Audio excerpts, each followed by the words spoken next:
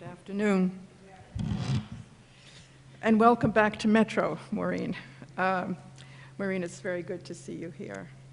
Maureen Sullivan has been a friend of Metro for several years, both as a consultant and as a teacher in many of its training programs. She is currently president-elect of the American Library Association, another jewel in her crown, having also previously served as president of the Association of College and Research Libraries, as well as president of the Library Administration and Management Association of ALA. Her effective service was recognized by ALA when she received the Elizabeth Hootis, I think I pronounced that correct, Catalyst for Change Award from ALA in 1999. Continuing her professional service, Maureen also helped establish the ACRL Harvard Leadership Institute together with the Harvard Graduate School of Education. And she continues to serve as a faculty member in that annual program. Maureen has 25 years of experience as an organization development consultant, focusing on strategic planning, leadership development, managing organizational change, organization and work design, staff development, and learning programs for today's workplace. And this is backed by her experience as a human resources administrator at the University of Maryland, as well as 8 years at Yale University. And she was very instrumental in designing and participating in many of the training programs of the Association of Research Libraries. Given this scope and depth of experience focused on human and organizational development, Maureen Sullivan brings a very unique perspective and insight in today's topic, libraries in the larger information ecosystem, anticipating challenges, and seizing opportunities. Maureen, the floor is yours.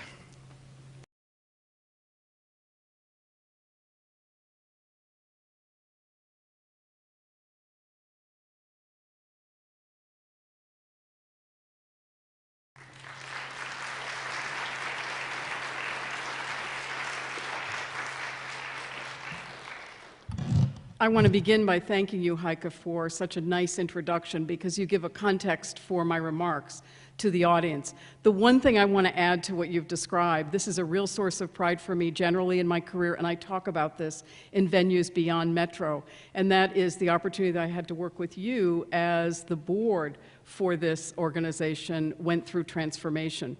So I have in my career an experience right here at Metro in leading an organization of this size and complexity in a significant change that resulted in Norm Jackness becoming the president of Metro.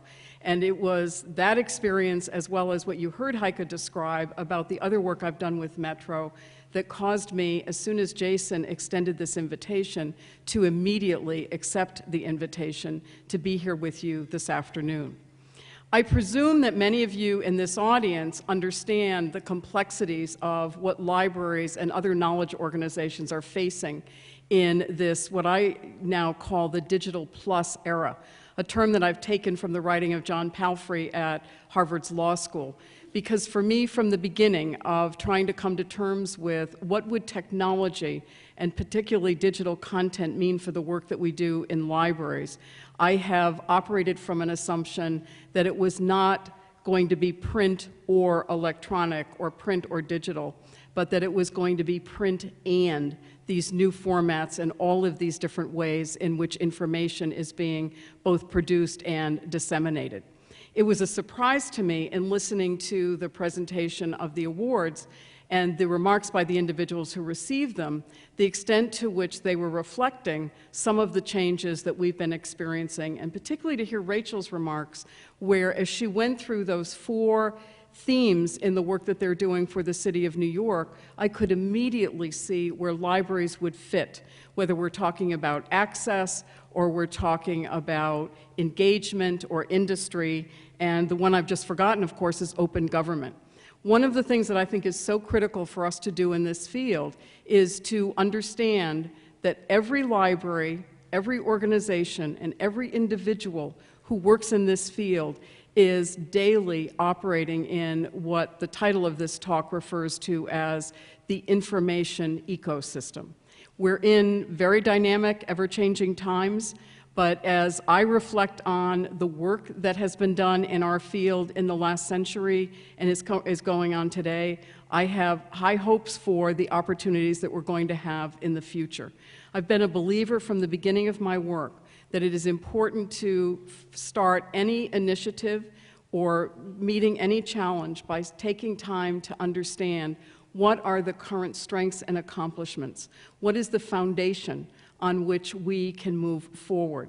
But I've equally been a believer in the importance of looking at any situation and moving beyond what we first may see as the barriers and the challenges to really begin to do the hard work sometimes of identifying where the opportunities might be. I've chosen for these remarks this afternoon the context for this, one of the many resources that's been influencing my thinking in the last several months, and that is a publication produced by the Institute for Museum and Library Services that has the very simple title of, I just lost it, of Museums, Libraries, and 21st Century Skills. For those of you who may not yet have seen this, I recommend that you look at this. When you first begin to read, it appears that this is directed at public libraries, but it equally would apply to academic, to school, and other types of libraries. Because part of what's going on in this document is taking us out of the internal focus that so many of us often have and asking that we think, although they don't use the term the information ecosystem, that we think in the larger context of what the needs are of the people who live and work in this country today are. One thing I quibble with in the report is it uses the term citizens, and I think one of the things most of us who are working in libraries today recognize is we're dealing with a lot of individuals who come to us and they don't yet have citizenship. And I think that probably is one of the biggest challenges that some of you in this room may be facing. But one of the early things in this report that really caught my attention, and it was interesting to hear not only Rachel but Norm at one point in his remarks reflect the importance of recognizing that from the library and the museum perspective, it is no longer about the content, whatever format we're providing it in, but now we need to be thinking in terms of not only understanding the audience that we serve, but really becoming involved and engaged with our communities to be in a position to regularly question what is it that they need and to what extent is it that we are meeting those needs. And the report uses the term, it is now important to focus on audience and content. And some of you in this room would probably say, well, we've been doing that for some period of time. Another change that's cited, and the way it's captured in the report, is the importance of recognizing the need to focus not just on books and the tangible materials that we make available, but as so many of you are understanding, the importance of moving to embracing and working with the challenges that come with digital content.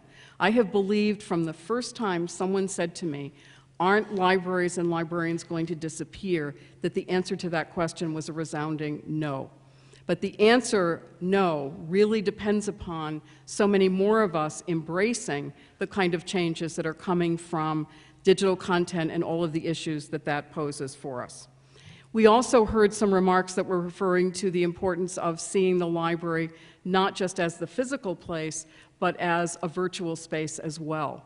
And I find very exciting today the number of libraries that are really questioning and they're rethinking and reimagining the library as space and beginning to see the important opportunities for meeting basic human need of experience in a variety of different ways in libraries. I think of Seth Godin's work sometimes where he talks about how important it is, especially when he addresses the future of libraries, for us to recognize that it's experience and finding meaning and purpose in our experiences that we as human beings want.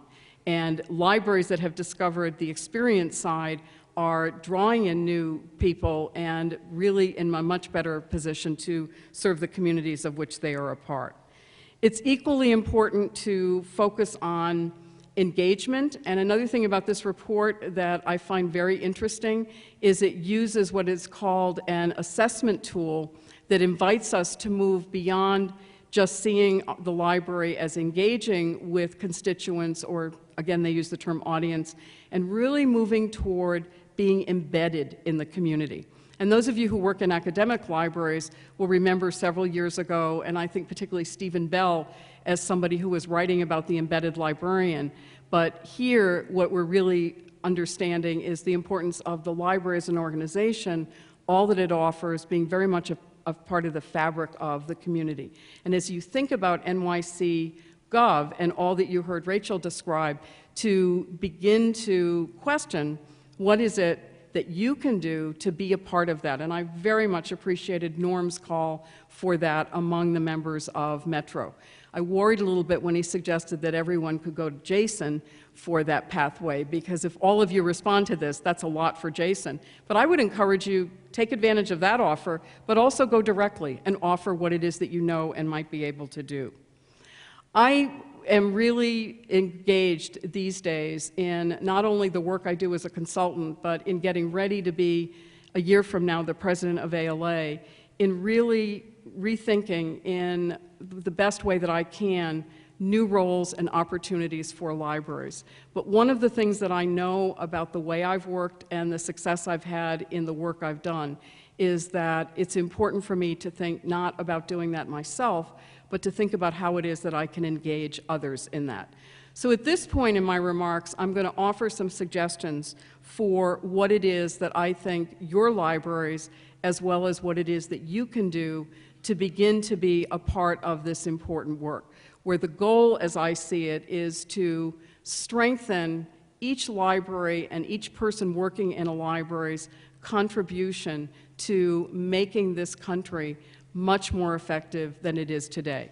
And as librarians and people working in libraries, we do that work by providing the access, by helping people learn, but also by watching where it is that information becomes knowledge and being ready to provide that information and that knowledge in a variety of different ways.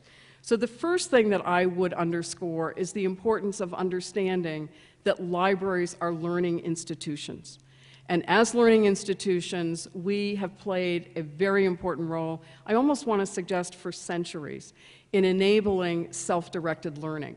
And there are people in the education field who would suggest that self-directed learning is a new concept, but all I have to do is think about the number of times I've read or heard a story where someone is telling how the New York Public Library made a difference in their life. And in almost every case, that individual was operating independently, but was able to get the kind of help and resources that they needed when they were ready to ask for that help. And I'm just thinking New York Public Library in this moment, but each of you is working in a place where you have your own set of those stories. So to recognize what it is that we do to support and foster learning is critical. It's also important to embrace the library's role in community development, in community growth, and in transformation. One of the things that I'm in the early stages of working on is an effort where the outcome will be to develop a means to help libraries of all types across the country really understand where it is that they can contribute to transforming those communities. I was in Greenwich, Connecticut last week, and in my opening remarks before doing a community focus group, I introduced the phrase, "The library is a community resource." And somebody in the room responded very quickly and said, well, you've just said the library is a community resource, but there are other resources in this community. And it gave me an opportunity to stress the possibility that the library would be that place for access, that central place where people would come not only to meet their own individual information needs, but to contribute to creating broader understanding and information and ultimately knowledge in the community. As I've already indicated, I think it's important to reimagine libraries as physical facilities and to think in very different ways about the uses of space. And we have examples all over this country of where innovations are taking place in that area. But one place where I would bring together rethinking space with community development is to embrace what some people in the last 10 years have indicated, but we've not really taken on across the board as a role for the library, and that is a place for civic discourse, or the place for people to come for conversations where partisan loyalties are left at the door and people can really start to engage in conversations to achieve a deeper meaning around whatever the topic might be. And I just want to underscore something I touched on a little while ago, and that is to see the space, whether it's physically or virtually, as a place for experience, an experience that is meaningful to individuals as well as to groups, a place where people can come together and connect. I'm sure some of you have worried yourselves or heard others worry about the possibility that technology is going to mean that we're going to lose human connection. One of the things that I believe deeply and know in my heart is that as human beings, connection to other human beings is critically important. That's why that individual could have said, streets in towns and cities was the first example of social networking. Why were streets created? So that people could come together. People could go to places to meet needs or to interact with others. Libraries have been and will continue to be places where people will come, sometimes because they're lonely and they just need to talk to someone. It's a place where they look for space for meetings and to do collaborative work. Now, for us as individuals working in this field, I want to suggest some of the things that I think are critically important in order for us to embrace an active role in this ecosystem or an active participation in what I referred to earlier as the Digital Plus era. Here are some of the things that I think are critical for each of us to recognize in order to be part of, whether we call it the transformation or the evolution to a new context. The first is that we adopt the personal commitment to learning as a way of being. There are a number of people who have written about what is the most important skill or competency for this century. And the one that tends to rise to the top of the list pretty consistently is the ability to learn, and particularly the ability to learn in a quick time frame and to learn in a way that we're supporting others who are also learning with us. It's critically important also for us to recognize that it is not enough to tinker with and improve what exists, but we need to start practicing what I call breakthrough thinking. We need to pursue innovation, and in pursuing innovation, we need to recognize the advantage of doing that in collaboration with others. A number of you, I know, have experienced the phenomenon that you find in an effective team, what is usually referred to as synergy. And that term applies to the result when people are coming together with different ideas from different perspectives and different sets of experiences to address the same situation, and they're willing to spend time exploring those differences and looking for where the aha moments might be. Problem solving is something I think most of us believe we do on a regular basis. I think we need to step back and rethink how it is that we solve problems. It's not enough to see a situation and to come up with the first response and act on that first response. We need to be more deliberative. I think Donald Schoen, writing about the reflective practitioner, captured very well what it is that I see we need to do in our field. We need, again, to collaborate by coming together and being willing to think together about a topic or an issue. We need to become more skillful in clarifying what is the real problem, and we need to be willing to take the time to pursue different approaches and then also to take the time to evaluate what those different approaches might be. I think also in problem solving, it's very helpful to bring in people who are coming from outside of that situation, and maybe even, in many cases, people who are coming outside of the library context. That provides an impetus for thinking in different ways. I think we also need to be much more engaged in the development of public policy.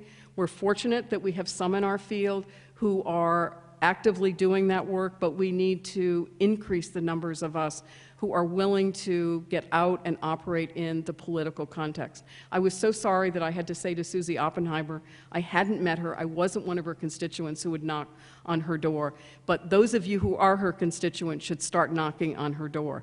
If it's not, it can be because there's an issue or a need, but I think you also should knock on her door to express appreciation. We need to build those relationships so that when there's a need, we're welcomed into the discussions about how to meet those needs. We also all need to stay attuned to what are the new workforce competencies that our constituents or our audience is needing to develop, but also what are the ones that we ourselves need to develop. And when I think about that for the library world, it is no longer a set of competencies that are directly tied to specific areas of work. It's much more a set of competencies around learning, dealing with change, being flexible, and also being willing to acquire the knowledge as well as the skills that we need for the new work as that new work is emerging. We also need to focus on how it is that we can prepare more effectively to be good members of the communities that we serve and be very willing to be out in a variety of different venues, again, to build relationships as well as to learn what is going on. I have believed from my first work in a library, and it was in a public library as a page in 1970 in Prince George's County, Maryland, that libraries do very important work for the people of this country and of the world. But we are facing challenges, and we need to embrace those challenges, and particularly we need to do that by being very mindful of what it is that we bring to the table. Most of us in this field bring an understanding of information and how information is used. Many of us are very skillful in evaluating information, and certainly this explosion of information is calling for much more work in helping people discern accuracy and authenticity of the information that they're working from. I think we also need to appreciate what it is that we are currently doing and mean in our communities, but use that as the springboard for moving forward. And I'm going to close because I do want to allow time for your questions or comments on what I've said by offering this perspective. I've deliberately, in the work that I do, focused on the positive and where there are opportunities. I recognize, because I get this feedback on a consistent basis, that sometimes means that I'm looking at the world through rose-colored glasses. But I don't know how we can embrace the situations we face and really pursue opportunity without having a positive perspective and attitude toward the future. And I know that I'm an individual who can find the silver lining in any cloud. But I think it's important in any situation, whether you're my type or you see the glasses half empty, to be able to balance our perspective and look and see where there is opportunity, and then move back to what is the reality and how is it that we deal with this reality. And certainly from the perspective that I now have as president-elect of the American Library Association, I take very seriously the opportunity that I have to enable people to come together, to think about the possibilities for affirming the importance of libraries in the work that we do.